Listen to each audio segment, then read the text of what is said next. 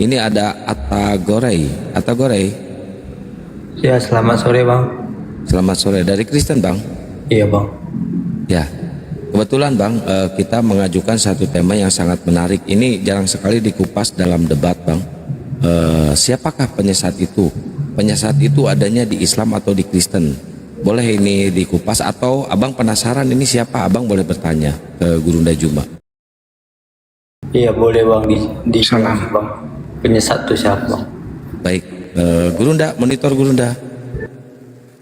Ya. Jadi murid Yesus menerima pengajaran dari Yesus sebagai guru menuju kepada Tuhannya Bani Israel.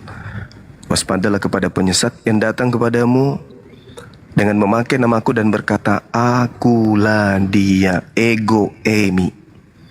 Penyesat menurut Yesus mengaku ego emi. Nah, yang disalib ini mengaku ego emi. Iya, kata Yesusnya, penyesat itu mengaku akulah dia. Yang menyesatkan itu Bang. Baru dijelaskan kenapa dia menyesat gitu Bang. Contohnya yang penyesatnya Yesus. Kita nggak usah melebar kemana-mana, saudara. Kita fokus saja langsung. Kata Yesus, penyesat itu mengaku akulah dia. Jadi penyesatnya itu mengaku akulah dia. Nah, orang yang disalib yang kalian sembah itulah yang mengaku akulah dia.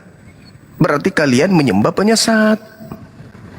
Penyesat yang datang kepada Yesus di dalam Lukas 4 nomor 6 memang minta untuk disembah.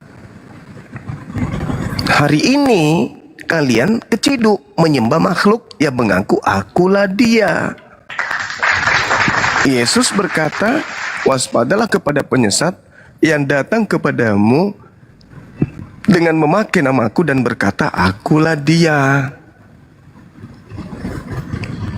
Yesus menasihatkan muridnya seperti itu, agar jangan percaya ketika ada orang mengaku, akulah dia. Yang disalib itu Bang, Yohanes 18 nomor 5, nomor 6, nomor 7, nomor 8, itu mengaku akulah dia. Berarti yang menggenapi penyesat yang dinubuatkan Yesus adalah oknum yang disembah oleh orang Kristen. Sampai di sini paham, saudara? Iya, penyesatnya siapa ini Bang? Gua sebutkan namanya gitu Bang. Yang disalib. Yang disalib. Yesus berarti penyesatnya. Bukan. Tidak mungkin Yesus yang disalib. Iya kan di Alkitab ditulis Karena salib Yesus Bang. Kalau menurut Abang yang disalib siapa?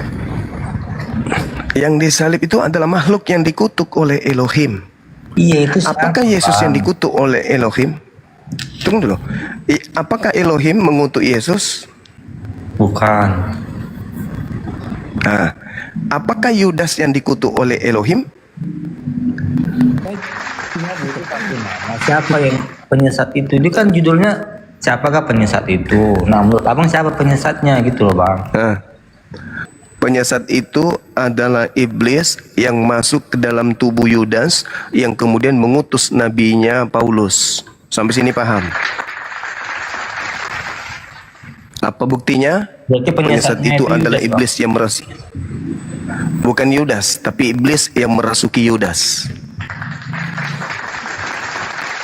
Kalau iblis kan memang penyesat Bang dari sananya Bang. Nah, itu dia. Makanya ketika Anda mengatakan iblis itu adalah penyesat, iblis ingin menjadikan Yesus ini sebagai bahan materi penyesatan. Kalau iblis menjual nama Nabi Musa, atau iblis menjual nama Harun, atau iblis menjual nama Daud, tidak laku. Tapi ketika iblis menjual nama Yesus, laku keras. Makanya Yesus berkata, waspadalah kepada penyesat yang datang kepadamu dengan memakai namaku dan berkata, akulah dia. Sekali lagi saya katakan kepada saudara, dalam Lukas 21 nomor 8, Yesus berpesan, waspadalah kepada penyesat yang datang kepadamu dengan memakai namaku dan berkata, akulah dia. Jadi penyesatnya itu berkata apa? Akulah dia. Saudara, kamu cari Di dalam Bible, kamu cari di dalam Bible, siapa saja yang pernah mengaku akulah dia. Oknum yang pernah mengaku akulah dia adalah oknum yang disalibkan oleh tentara Romawi. Siapapun dia, mau dia Yesus, mau dia Lukas, mau dia Matius, mau dia Bom-Bom, mau dia Edis, mau dia RK, yang jelas kata Yesus, penyesatnya itu berkata, akulah dia.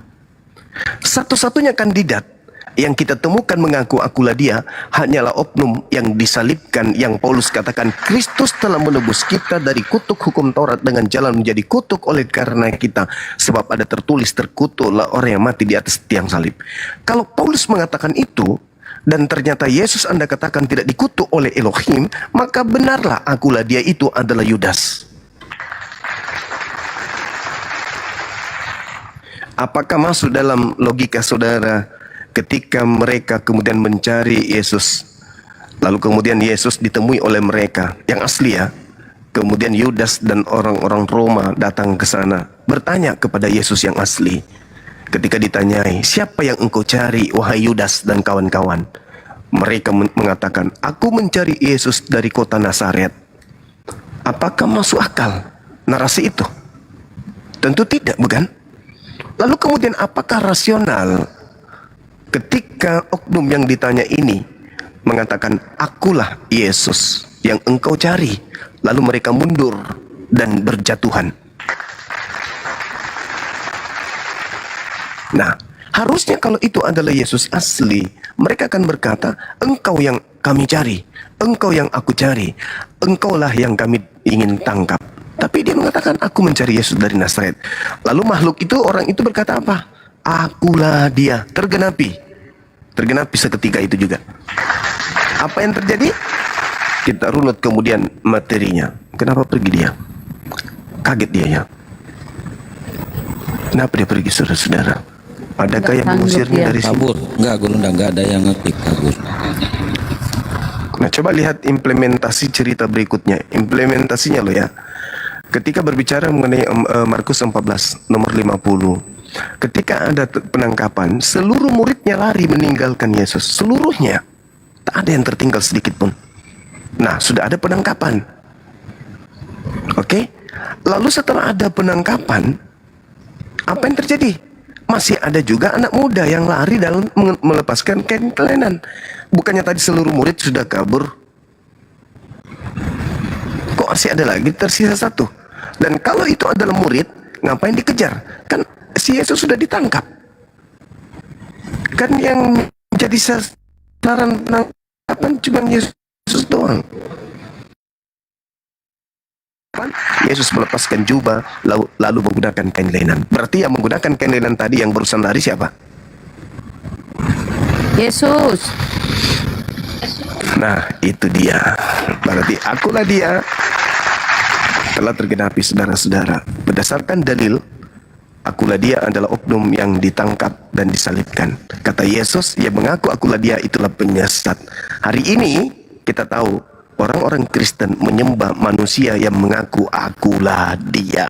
Selesai perkara. Silakan dinaikkan kembali kalau masih ada saudara-saudara Kristen yang ingin belajar lebih dalam.